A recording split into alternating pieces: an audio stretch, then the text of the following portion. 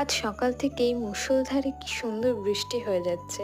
খুব ভালো লাগছে কিন্তু এই বৃষ্টিটা, অনেক দিন পর এরকম বৃষ্টি হচ্ছে। তো তারপর যখন একটু বৃষ্টিটা থামলো আমি চলে গেলাম ছাদে গাছগুলোকে দেখার জন্য। তো দেখো বৃষ্টিতে গাছগুলো কি সুন্দর সবুজ হয়ে রয়েছে, তাই না? আর এবার জানো তো আমাদের আম গাছে তেমন কোনো আমই আসেনি, খুব কমই, যা এসছে নিচের দিকে দু চারটে এসছে, কিন্তু আর বাকি গাছে কোনো আম নেই।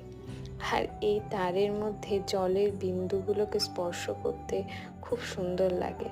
তো তারপর তো নিচে চলে গেলাম, আর এনাকে দেখো আজকে সকাল থেকে বৃষ্টি পড়ছিল বলে স্কুল ছুটি হয়ে গেছে, তাই টিফিনটা বাড়িতে এসে আমিও করে নিলাম একটু টিফিন। আর এখানে দাঁড়িয়ে দাঁড়িয়ে বৃষ্টিটা দেখছিলাম।